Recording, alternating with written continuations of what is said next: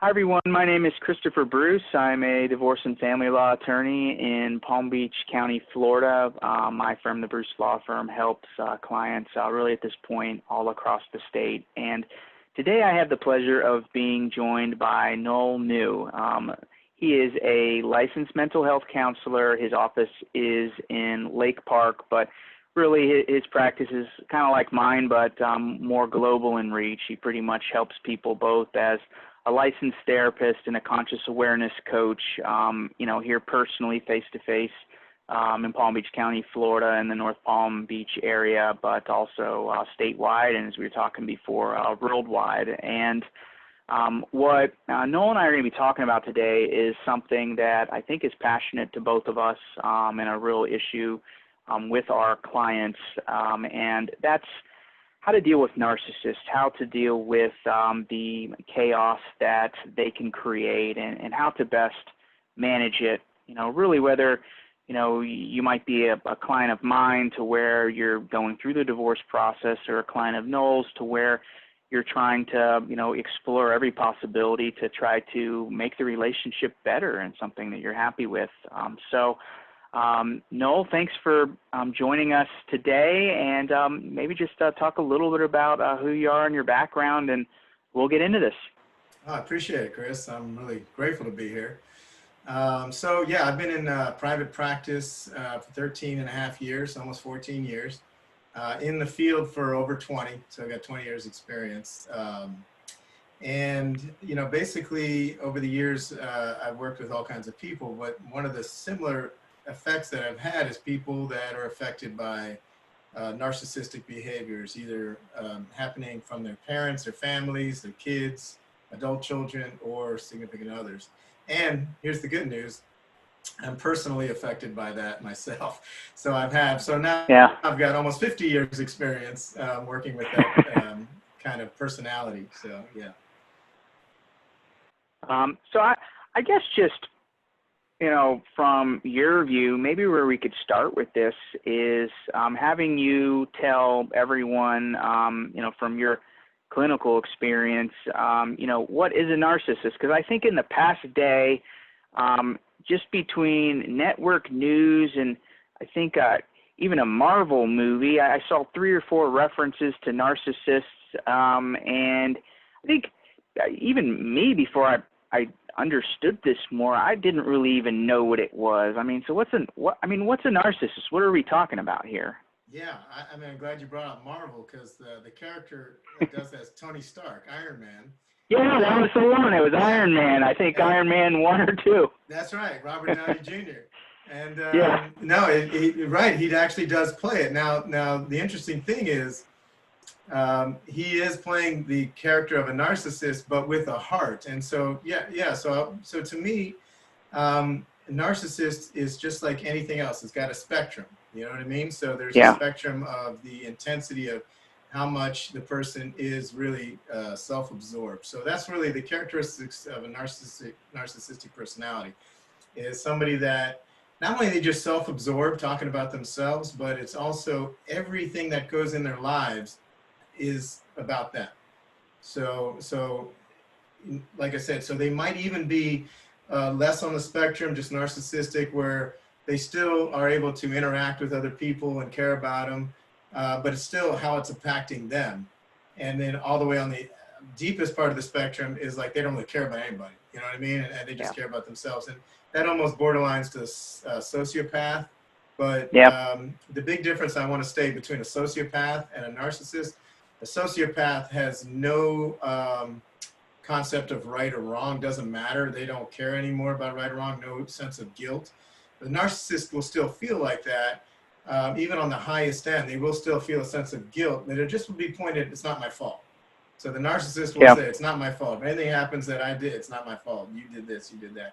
Sociopath doesn't even consider fault. You know what I mean? It's not my fault. There is no fault. So there is a delineation I want people to see, even in the most narcissistic personality, that they're not necessarily a sociopath. Okay, and I guess just from, your experience in having, clients, I guess in the chair across the room, so to speak, or I guess now on the other side of the screen, as we've been moving to all this virtual stuff. What are the types of problems, some might call chaos, that, or pain points really, that you see coming up when somebody has a close relationship with a narcissist, be it as spouse or partner, or parent or other loved one? Well, yeah. So the one thing that occurred to me. So again, like I said, I've had them in my family, and growing up as a child, and then I've attracted them in my life and the significant others over the years.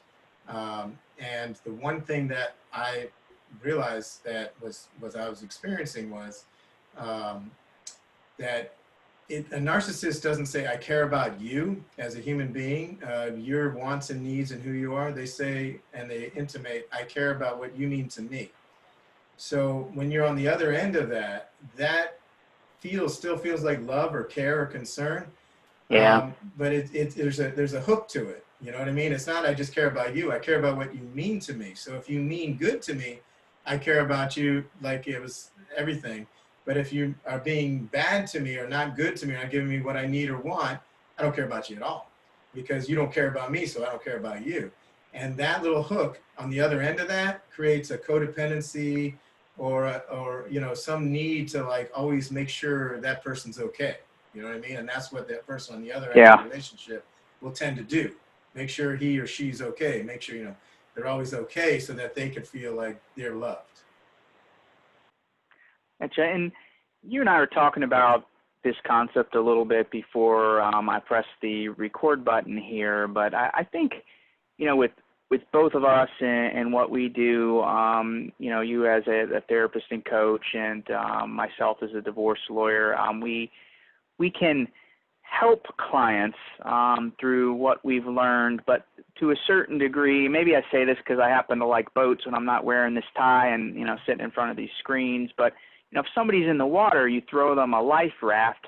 For the life raft to mean anything to them, they have to grab it and at least a little bit hold on, for us to kind of be able to help them make their lives better. And I think something you and I spoke about a little today, and when we really first talked about this concept, was sometimes people, without really knowing it, are engaging in behavior that's really enabling the undesired effects of the narcissist to maybe be more than they might otherwise be.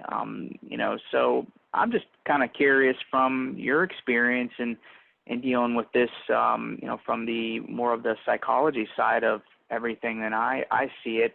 What are the types of behaviors that you often see people regularly doing that further exacerbates the negative qualities of their narcissistic partner or close relationship person? Yeah, no, that's an excellent question. So in my experience, is what I've seen people do, and the standard form is the husband's the narcissist, the wife is the empath, Yeah. or the codependent. But it can be switched, and I've had plenty of experiences Oh, yeah. where the wife is the narcissist and the husband's the empath or the codependent. I want to do a quick thing on that, because that's been a new thing, is Sure. the narcissist and the empath. So an empath is somebody that's very feeling and connecting and can feel into somebody else's experience. They don't have to, there's a difference between empathy and sympathy. Sympathy is, I feel sad for you. Empathy is, I feel sad because you're sad. You know what I mean? It's that real human connection. So somebody who's more empathic and empathetic will feel that with the other person. So that like I said before, the narcissist can feel that, but only based on his or her information, not really yours, just what it's doing to them. So the empathy, it feels like empathy, but it's still the empathy is only towards self. So somebody who's empathic or empathetic will connect with that and feel like, oh, we got two, he cares, she cares. But then when they start pulling it away, the empath, if they're not grounded in who they are, they will start being codependent. And codependent is now, I need to make sure you feel good so I feel good. And it's just a little twist, but that whole twist changes the whole dynamic. And once that person starts acting like that, the other person, codependently, then the narcissist just, that person helps. We teach people how to treat us. The codependent tells the narcissist, whatever you need, whatever you need. And then he or she doesn't give it that. And then the narcissist is, you're hurting me. You're terrible. Yeah. You don't care. And then he or she goes, no, I'll give you more. I'll give you more. I'll give you more. You're terrible. And it's never enough. And that's when the codependent person, who's really just an empath, but lost their way by trying to please this person so that they can feel loved, really starts to get their own level of unmanageability, you know what I mean, and their behaviors, their thoughts, their feelings, and just starts getting stressed out and, and not feeling fulfilled, and things like that will start happening. So, I mean, so if you're one of those people, and I see it, if somebody would have told me these situations exist in modern society before I started doing what I do for a living, I wouldn't believe it. But, a lot of, at least my clients, have probably been at stages of time clients of yours, so to speak, over the years. But a lot of my clients come to me and, they're in their mid-50s, sometimes early 60s. Or at least to them, their engagement in that cycle you just talked about, it's almost like a withdrawal and a rejection kind of cycle has been, at least for them, all they can remember in their life or most of their adult life. For somebody like that, I mean, do you have any particular advice on, if they at least want to feel healthier about themselves, or maybe trying to stop what, I guess I might label as emotional abuse in their relationship, things that they might try to consciously stop doing to minimize the way the cycle you were talking about makes them feel? Now that's beautiful. Yeah, I mean, really, so the key is, and this goes to an Al-Anon slogan, which Al-Anon kind of fits the bill a lot. Al-Anon is the side program to Alcoholics Anonymous. So it's the families of alcoholics or addicts, and a lot of times it's the spouse, but it can be the adult children and so on, the parents to adult children. But the families, what they'll experience is the slogan that works for them is, let it begin with me. So even if he or she is acting like the way they are, and we can't control that, and so we'll go back to the narcissist. They're making it all about them, the gaslighting, whereas like even if they make a mistake, they blame the other person and make the other person start to believe that they're the ones who did it. All this kind of stuff. We can't control what he or she's going to do, but I can absolutely control what I'm doing. And by means of control, I'm saying start to inventory and look at, where am I contributing to this? You know what I mean? Because we teach people how to treat us. So if I am constantly arguing with the person in a losing battle, I need to stop the arguments, not out of winning or losing, but so that I can look at, what do I really want in this, literally this scenario right now? And then gauge with what I want. Now, more than likely, I'm going to need some support. I'm going to need some people to bounce what's happening, because I'll feel like I'm, losing, my mind here, and he or she's doing on and on and on. And so I'll need to download it somewhere, supports, friends, whatever kind of coach, therapist, helpful guide that I can have. And then I need to let it begin with me. What do I want? So I say what I mean what I say, I don't say it mean.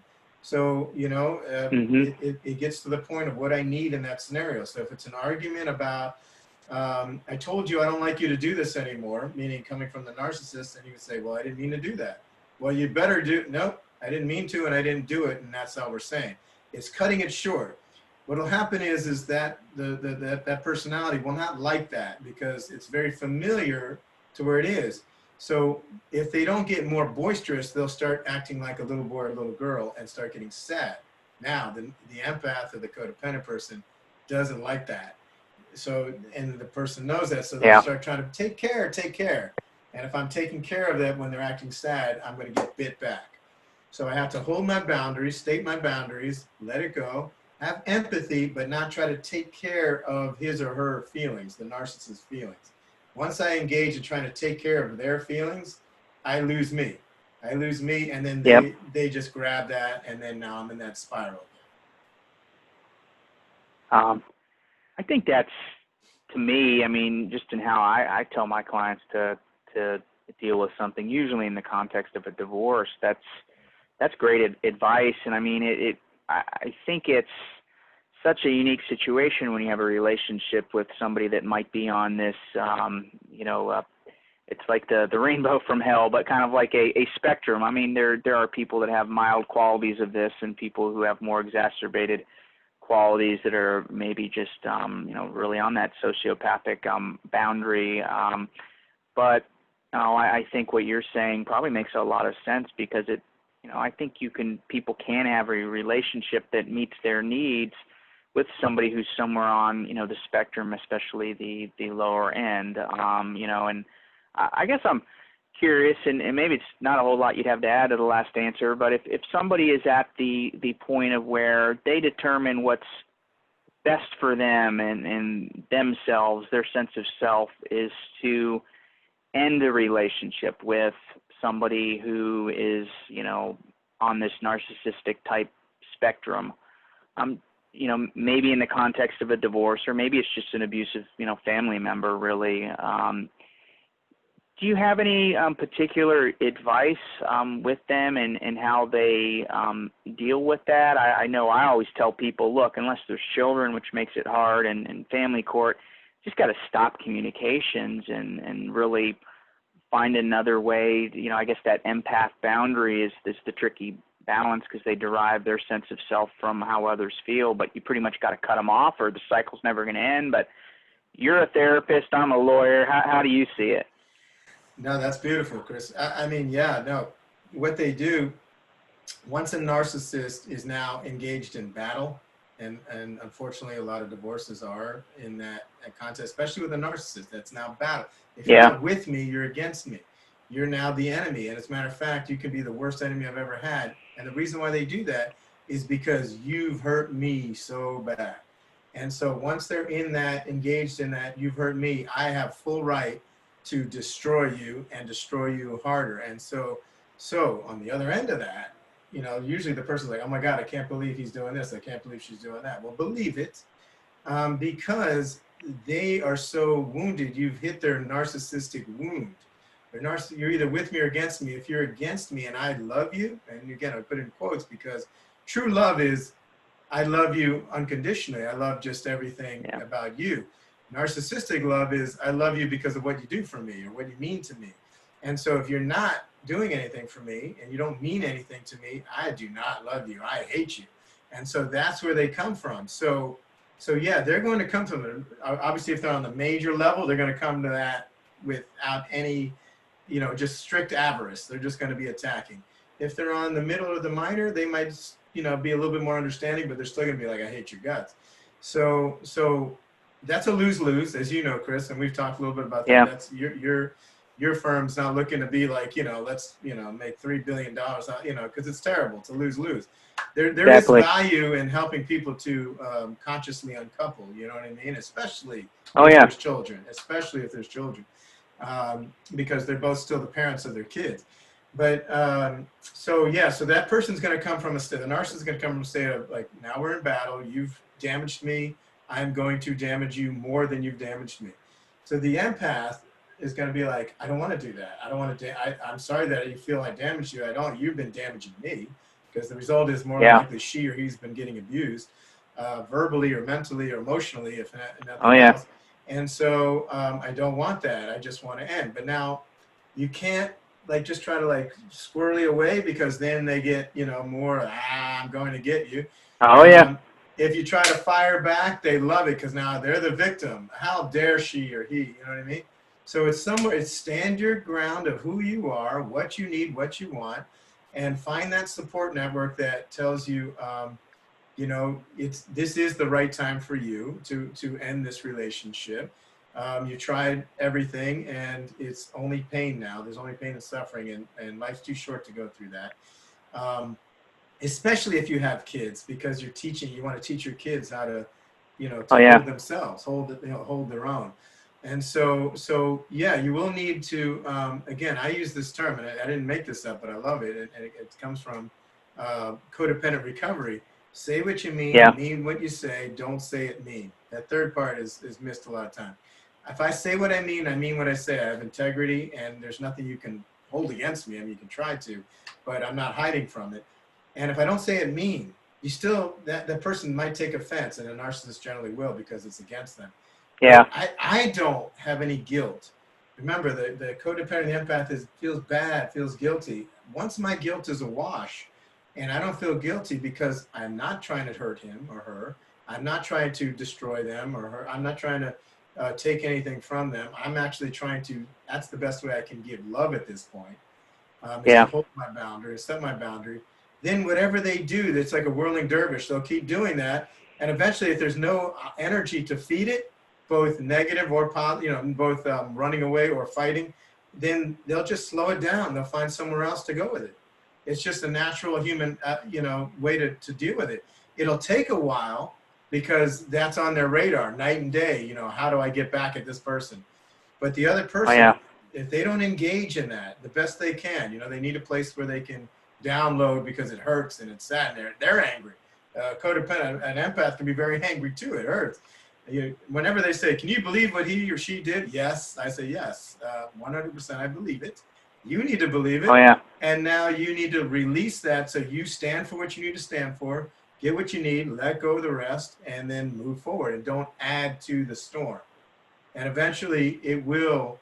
If it doesn't peter out, it'll go somewhere else. He'll get bored or she'll Yeah. get bored, and they'll take it somewhere else. I mean, that's the best information I can give somebody in that state of conflict. Even better, if they're afraid to get into that state of conflict because they're afraid of what he or she's going to do, then they need to know that they can do it. If it's hurting them, it's hurting their kids. If there's no way out, there is a way out. You know what I mean? That's where they need to at least, start to connect with people that can give them, the life outside of that. And I love the And way that, you said, Chris, and yeah. I just want to throw this in. Not everybody has to divorce. Not everybody has to break up. Yeah. But if you can't stay as the empath or the codependent, and again, I use the codependent as just a broken empath. It's just a little bit, it's their own sense of addiction. If they're healing that, they're not that. You might still be able to stay married to this person or stay Oh, connected yeah. or stay whatever. Like, for instance, I have a parent that is my dad, and I can still stay connected with him. I just have my boundaries. I love him. Sometimes I don't like him. And so I have to, he's still my dad, you know what I mean? So, but I don't talk to him Yeah. everybody want. So I've set these boundaries. So I help people to set that. So it's not always a breakup, you're done. It's just that if it does get to that, you can, actually still hold your own and feel free in your life. That's that's great to hear, and I think just people again. I mean, sometimes it just if you do little tweaks kind of along with what you're talking about, it might still be a healthy relationship for you. And I think only you or the person knows that. I mean, I always recommend people, I mean, look, if you're not getting the chance for an outside perspective on this and working with, a therapist or coach or somebody that really has, experience dealing with this, you're probably doing yourself and also the people who depend on you an incredible disservice, and talk to a professional about it, and if this is a relationship that's going to stay in place, probably have a continuing conversation at least with some regularity to make sure you're monitoring it. Just like I drive a truck, I take my truck and get the oil changed. I mean, same deal. You brought up something I wanted to just ask you on. It doesn't have to be all of our focus, but you made a comment about children and how, just in your experience of seeing this play out, are children affected by having an empath or codependent type parent stay in a relationship with somebody that's maybe on the medium to strong, bad, or at least intense end of this narcissistic spectrum? And the reason I ask is we have a lot of people who end up getting divorced after the children have all left the home. Sometimes, now as I've been doing this longer, I've met those people 10 years ago when the kids were, 6 or 7 or, 8 or 9. I'm just curious. My own personal thought is the children are ultimately going to be better off, if it's not the senior year of high school when this is happening, probably better off if there's an unhealthy relationship for there to be a separation than they would be if they had a combined family and a toxic relationship. But I mean, what comes to mind as you're hearing that, from your end of this Zoom call here? No, that's beautiful. So if we go back to, the 40s and 50s and even 60s, families stayed together no matter what. And so even if they hated each other's guts, they stayed together no matter what. So their children in their 20s and 30s and the 70s and 80s and 90s started getting divorced no matter what. You know what I mean? Just, nope, we're not doing what our parents did. Divorce no matter what.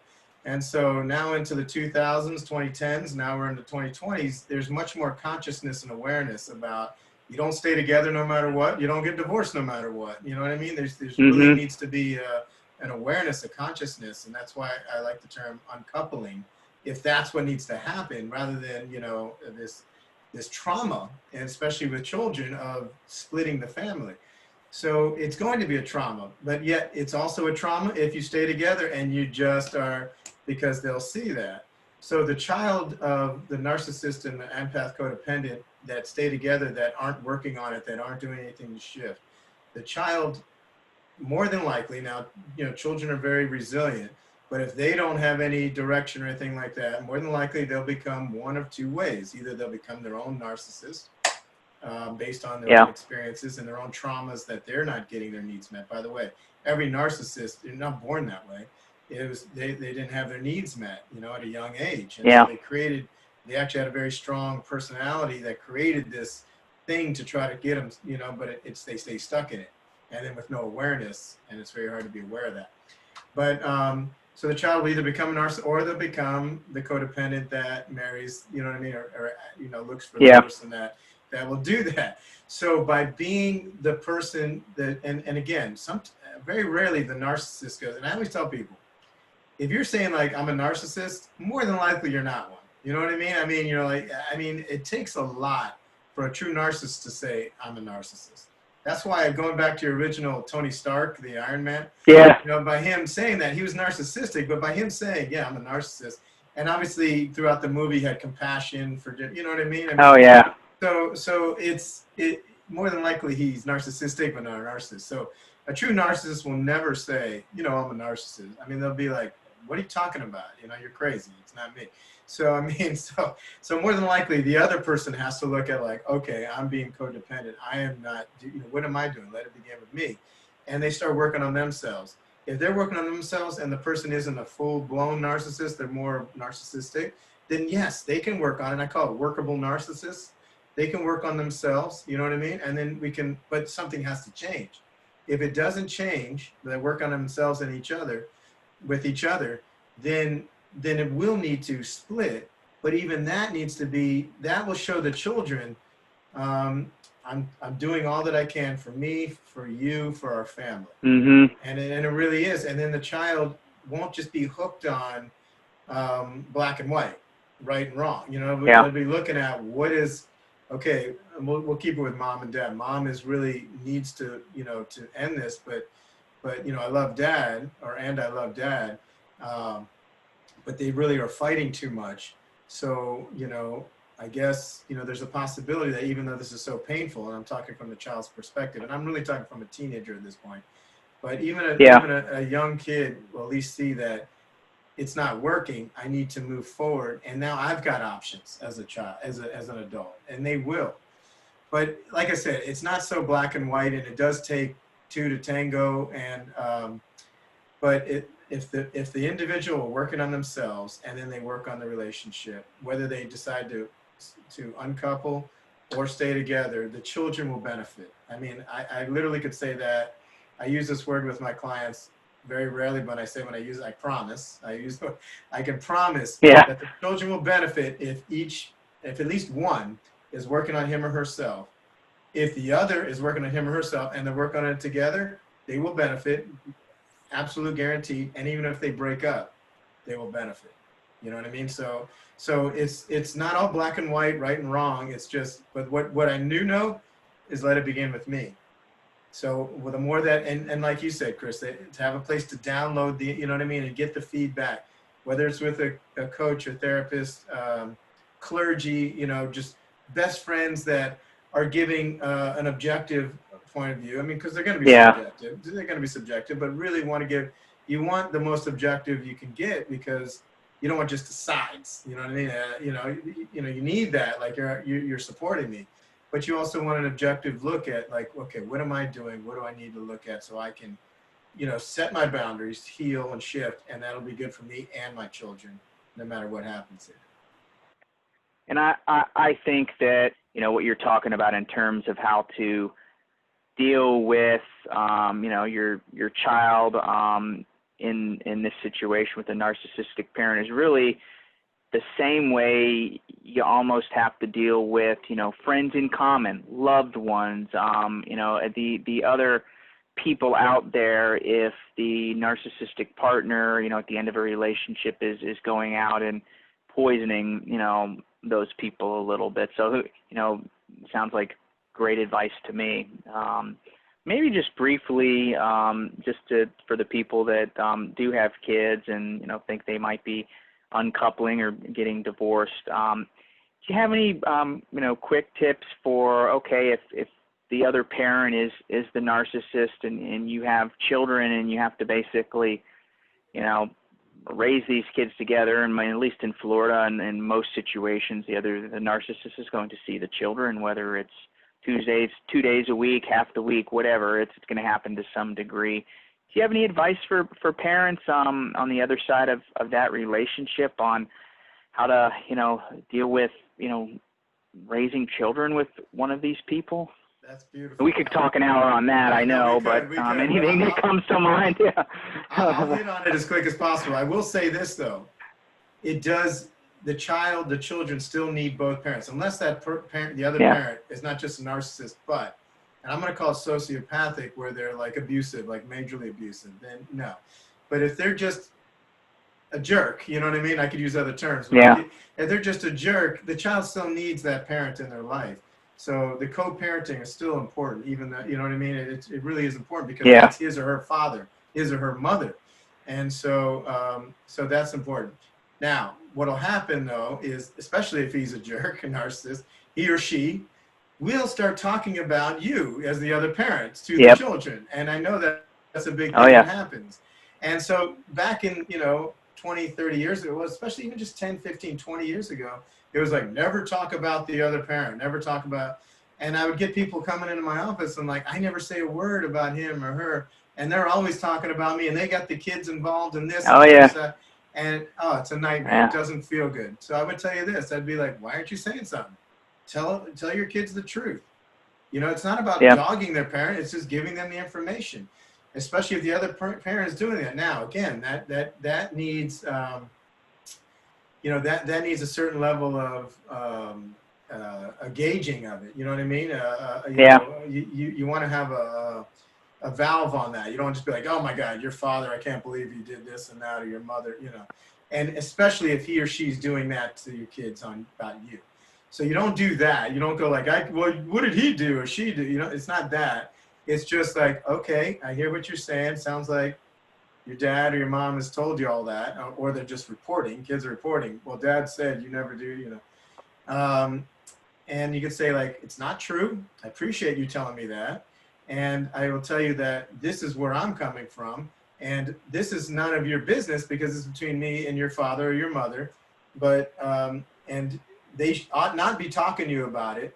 I'm not going to talk to you about it, but I'm going to tell you that what they're saying is not true, and that's it, or whatever. You know what I mean? It's not about defending yourself, and it's not about bad mouthing the other parent, but it is about standing up and telling them that that's not. You know what I mean? Because the kids will take the information, and especially if they're getting clogged with it. So I know that's probably something you see, and it's something that happens, especially in the narcissistic divorce, because he or she is going, how dare you? You know what I mean? And now I'm going to hurt you where it really hurts, which is your children, all this kind of stuff. So, I mean, so it's not like never talk about the other person, and it's not about bad mouthing the other person. It's about standing your case, and helping the child feel like a child, not like, even if they're 16, it's like, that's still not between, that's between me and your dad or me and your mom. It's not about you. And, you know, we both love you. And so thank you for telling me that information. It's wrong. It's not right.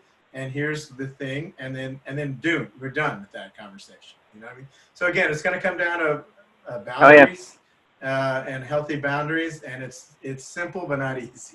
And that's where you need that support, you know? And yeah.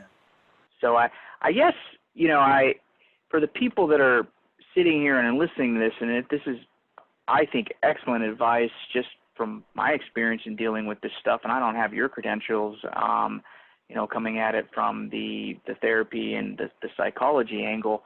But I tend to think this is really helpful for a lot of people, and if they're hearing this and this is resonating with them, and they think that they might need help with, you know, anything within the realm of what we've been talking about, maybe talk a little bit more about, you know, the exact people you help and, you know, the services that you offer, both as a therapist and a coach, and just help people understand that and how they might get in touch with you here. Yeah, absolutely. Thanks, Chris. So my website is noelneu.com, just like NOELNEU.com. And you can see what I do there. So I built my practice 13 and a half years ago on working with a lot of adolescent boys and the deals that they've had with their mother and the absent father, even if the father's there. And obviously substance abuse and codependency and all that. And I've honed it down to, even though I still serve that, I've honed it down to communication. So obviously, like you can see, a lot of what I answered by was how to communicate, how to clear my energy and where I'm coming from, and to hold my own in setting boundaries and communicating. So that can be with the parents and the kids, the adult kids with their parents, obviously husbands and wives and marital. So I would tell you, I don't do couples counseling necessarily, but I do couples communication. I call myself an emotional mediator. And so to help people to really connect with their emotions with each other. And so, so you can find me online. You can call or text online. You can find my number and I'm sure it'll be on the thing, but 561-845-9488. But so I've got my number, I've got text, and I'm also doing other, so also with my partner, Caroline Reno, we've started something called Indivinity Productions. And so a lot of what I do healing is also, so this is the active healing when I interact with people. I also do a passive healing, and what I mean by that is I have healing medicine music. And so our music, and we play the music, and the music helps to strengthen the person. You know, download the songs, and it's like 70s, 80s, you know, folk rock type stuff, and we're coming out with a new album soon. But the whole point of the music is not just, hey, this is good listening to. It's in 432 hertz. It helps align the cells, and the information, the words are about people going through hard times, coming through it, and finding themselves and connecting with themselves, and then being able to face whatever triggers or demons or suffering or challenges they have. So I come at it a bunch of different ways, and noelneu.com, indivinityproductions.com, INDIVINITY Productions. And, you know, however I may be able to serve and add value to people's lives, that's what I'm looking to do. All right. And I think I made a little bit of a introduction, or part of your introduction. I was saying you're doing, you know, in addition to being a licensed therapist in Florida, you do the conscious awareness coaching. And I think that ties into the music you were talking about there, but is there anything more to that, just in case somebody's wondering, hey, what is that, and might that help me? Thank you, because I'm not used to explaining that, so I appreciate it, Chris. So conscious awareness coaching is kind of the in-between. So it's the in-between from the therapy of going back into the past and healing it. And that's what we do, and that's what I do for clients in therapy is, you know, healing what happened in childhood, not to rehash it, but to be able to bring it up, to let it go, so that they can be fully aware in themselves now. And then the music and the passive end of it, of healing on the energetic level as well. The conscious awareness is in between. So it's about the here and now, and it's about making choices. And so that's why I don't call it therapy, I call it coaching, because everything we do is a Yeah. choice. Obviously, we need to, some of our choices, and a lot of them, actually most of them, are unconscious. And so we need help to make those conscious. The therapy, the coaching could do that too, but it really focuses on, what do I want out of this right now? What am I doing? What am I contributing? And how can I become aware, conscious aware, make it aware in my consciousness to change it, no matter what happens out here. And so that's something I'm really excited about helping people with in any modality. And I've been doing that. I've been using it in my therapy and helping them, anything from teenagers up to, people in their 70s, and everywhere in between, and in any kind of situation. So that's really, I'm excited about bringing that to people now.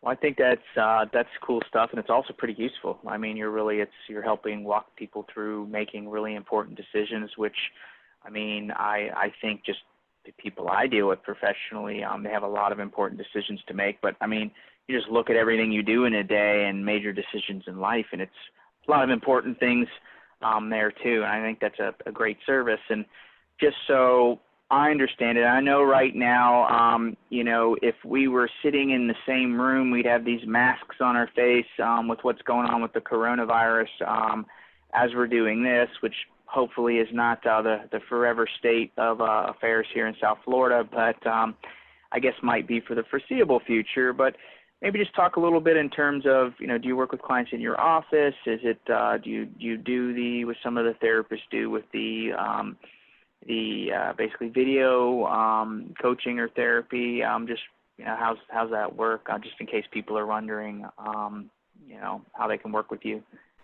No, absolutely. So when this started, I was 99% office and 1%, doing a video. And I always was like, no, we need to be in person and connected. Obviously, this happened. It went to video, all video. And I started realizing I can still make the impact. I'm looking at you, if you're my client, I can connect with you. I can see you. I can feel, you could see me, and feel my energy and my intention. And we can work on everything just as well. And like I said, I have clients all over the world at this point. I have opened my office one day a week because the people still want to be face-to-face and in the energy. And if I said I don't do that anymore, I feel like I wouldn't be serving people in that need. So what happens is on Wednesdays, I do the face-to-face with people, and yes, mask and all that, which is also a challenge. I think that's more of a challenge because how do you get harder than this? Yeah, right. I'm smiling. You don't know, what I mean? Outside. But I do that still, and but I didn't want to open it all the time because I really want the freedom of being able to do this. And what I found is people doing it from their home, in their bedroom, or their office, or sometimes in their car, or wherever.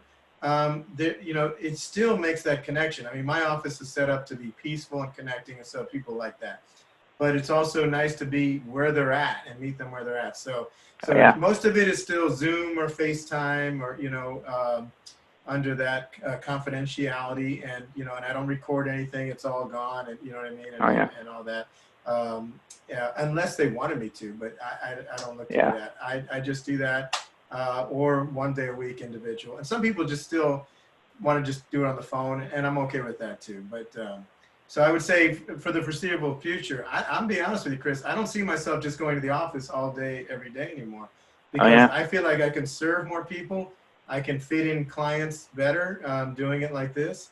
So I'll still keep office hours, but for the most part, I want to help people right where they're at. And that's what the telehealth really helps. Well, I think as professionals, we want to help people in the way they want to be helped, and sometimes, that deals with, meeting them where they're at, so to speak, and with the way we can do it on the screen now. And I mean, it really adds to it, and having the ability to supplement that with meeting face to face when requested or the best use. That's great too. So, I guess. Noel, thank you so much for making the time to talk through all of this here today, and for anybody that may have forgotten the names and contact information, we're going to have this up on the website, and it should be on the screen here when the edited version of this is done. But I'm Christopher Bruce. I'm a family law attorney in Palm Beach County. Our firm does divorce and family law throughout the state, especially South Florida. And I've been joined by Noel Neu. He's a licensed mental health counselor with his physical office in Lake Park, and he also does conscious awareness coaching throughout the state of Florida, along with his therapy practice. And Noel, thank you so much. Thank you, Chris. I really, it's a pleasure doing this. I really appreciate being here with you.